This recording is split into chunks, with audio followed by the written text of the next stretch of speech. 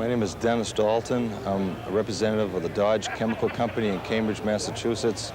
We're the world's leading manufacturer and distributor of embalming chemicals and supplies. My name is Quentin Idris. I represent the Duratest Corporation out of North Bergen, New Jersey at approximately 21 state conventions and the National Convention each year. My name is Jim Monroe, and I work for Armbruster Stageway.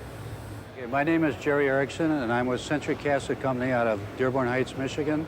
My name is Phil Potvin. I'm with Western Doric Vault Company. We're manufacturers of concrete burial vaults. My name is Ralph Erickson, and I'm the owner of the Patton Monument Company here in Grand Rapids, Michigan.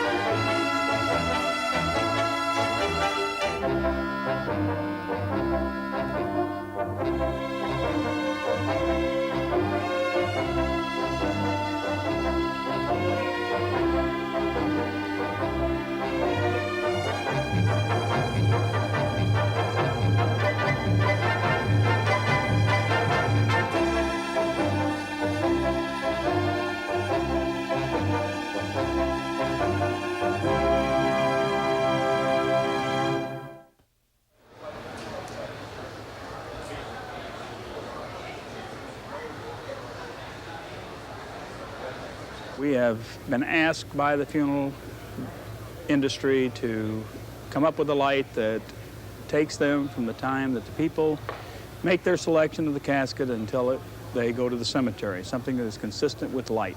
It's very important because we have had people that would go to a selection room, pick out a casket, go upstairs to the visitation, and I have heard, and so have other people heard, that's not the casket that I picked out. It was different because the lighting was different. Lighting is very important. These two boxes, the carpeting, the wallpaper, the caskets, everything else are exactly the same except for changing the fluorescent lighting. Now we're referring to now specifically to selecting a casket. And if you will allow me, if you look at the color tones on this one, the color tones here, the color tones here, this is exactly what happens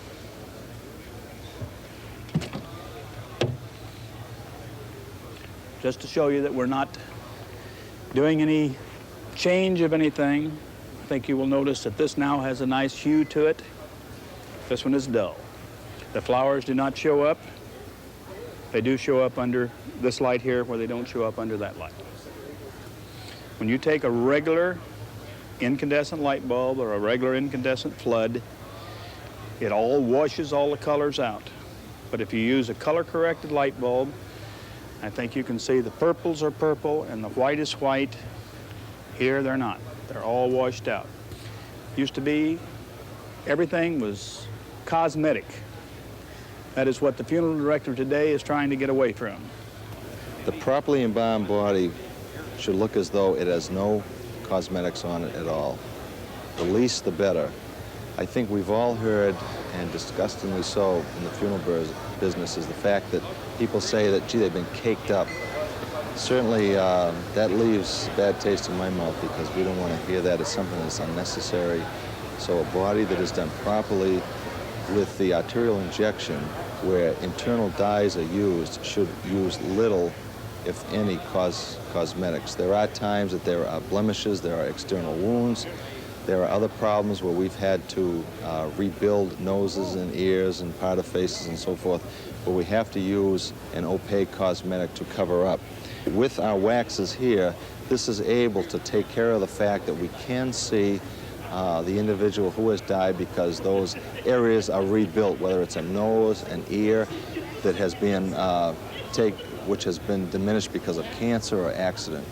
So there are different types of cosmetics for different types of problems. And the experienced embalmer knows what he or she should use to properly make that person look the way that they did previously.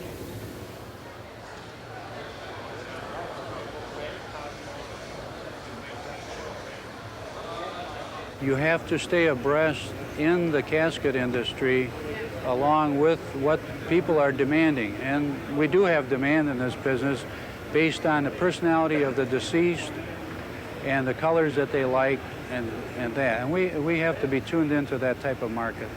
We all try to be unique and different, and what we'll do is from experience, take something that we feel will sell, adapt our interpretation as far as color and finish and interior fabric, and try to mold that into a unit which we can feel confident with, and therefore approach the funeral director with an idea or something in design or color that will work for them and thereby keep us in business. Interestingly enough, the colors are taken mostly from the automobile colors. Like back in the 50s, they had three-tone colors. So they introduced that on caskets. Well, people could identify with contemporary things being the automobile and identify with the color on the casket. Well, then three tones on automobiles were obsolete, and so they used a two finish. Right now, what they do is they take a basic body color and then contrast it with a highlight of a different color finish.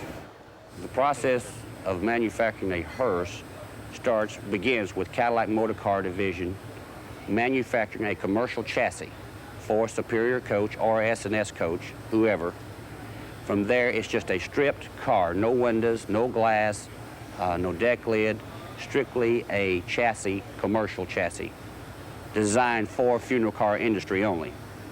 You have to manufacture a larger body that comes on a standard automobile in order to accommodate a casket, meaning it has to have a higher headroom, it has to have rollers in the back in order to slide the casket in and out of the back. It has to have the Londo effect, which has been around within the funeral industry for years.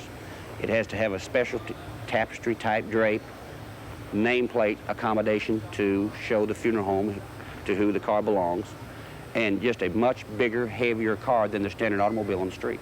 This process takes from 4 to 10 weeks, depending on the option that the customer wants. Every body brings to the individual embalmer a certain set of circumstances where a different chemical should be used. If someone has been in a nursing home for years, they've lost a lot of weight, one will use a humectant fluid, which would actually put weight back onto the body, would give the appearance of weight being brought back on.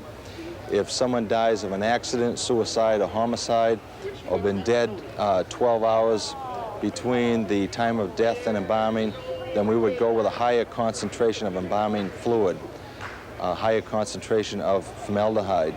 Now, formaldehyde is a gas within the concentrate. Within each bottle of chemicals, we have approximately 18 to 30% formaldehyde. Then we have internal dyes, cosmetics, disinfectants, buffers, and so forth, which would take care of the individual problem.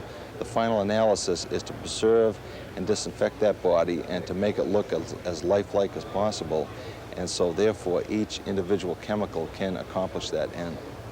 There's an old rule of thumb, and it doesn't hold through all the time because each individual embalmer has to be schooled in the aspect of what is applicable for his or her case. But I would say the rule of thumb is 1 gallon per 50-pound weight person. And the normal mixture is 8 ounces per concentrate to a gallon of water, and maybe 3 gallons introduced. And what we do is we have a co-injection which would break up any clots.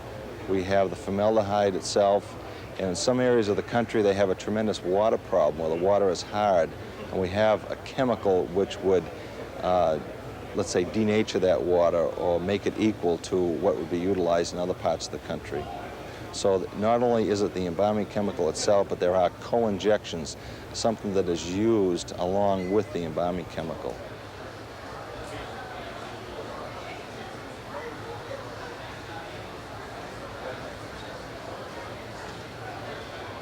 We are one of the first to import caskets from Italy, whether they come in without interiors and we add the interiors, or as complete units to sell to the funeral directors. And what we're doing right now is doing the pioneer work.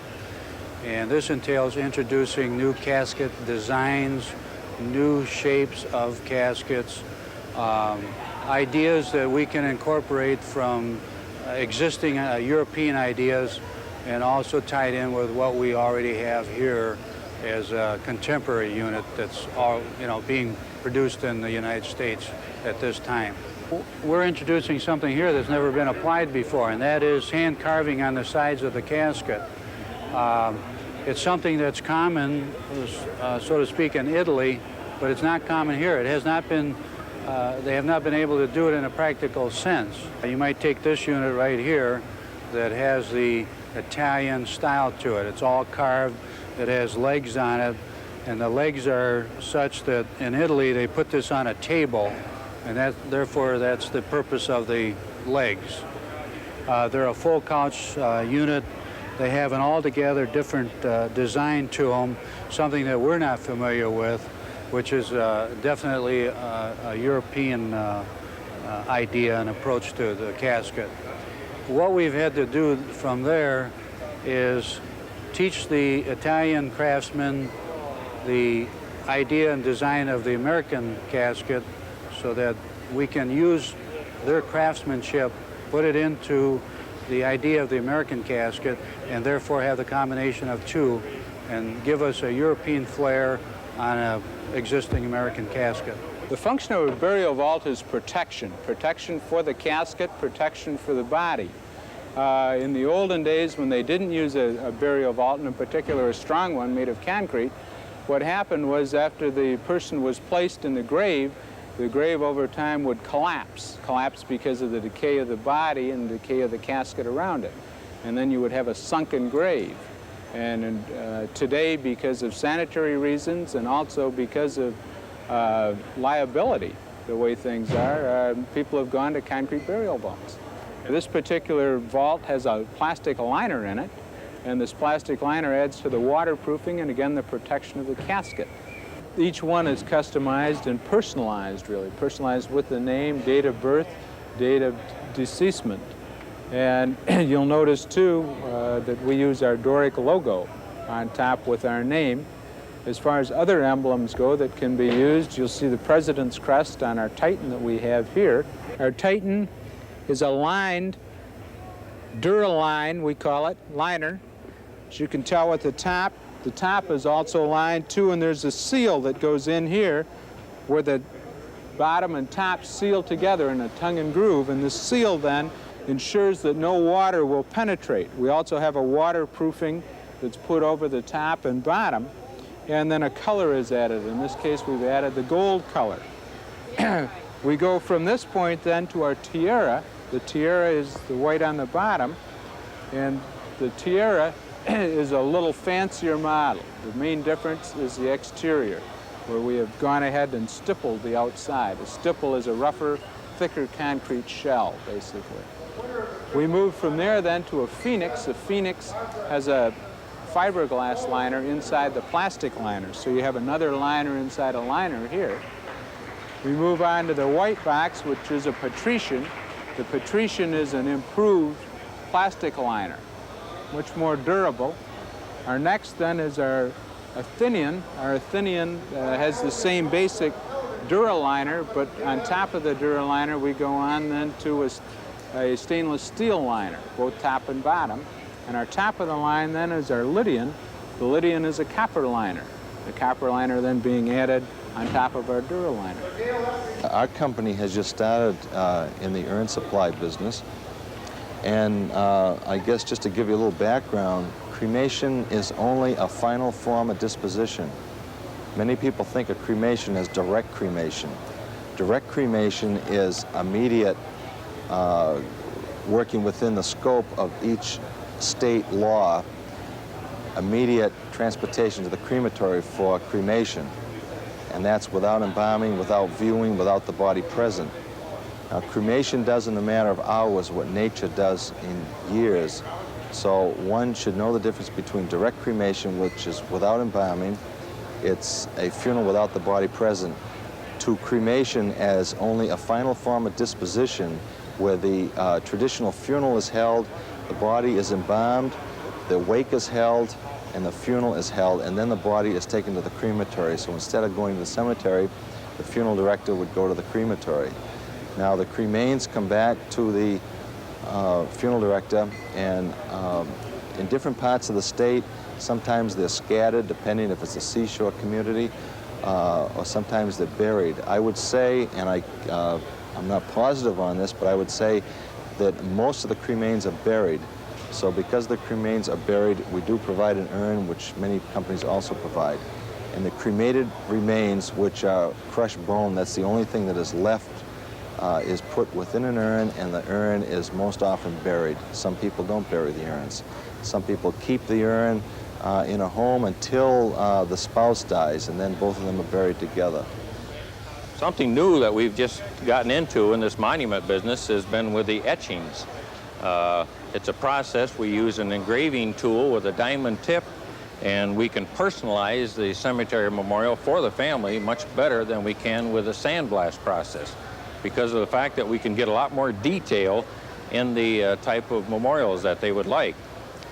We have done some with scenes on for if a man was an avid hunter or golfer or whatever it is, we can put a hunting scene or a fishing scene on a memorial. If a family had a farm, they were farmers all their life, we can put farm scenes on the memorials. A while ago, we took and put a front-end loader. This man was a contractor, and he had a favorite front-end loader, so we etched that on his memorial for him, which makes it much more personalized than what just the regular monument that might have just somebody's name and dates on. This means something to the family.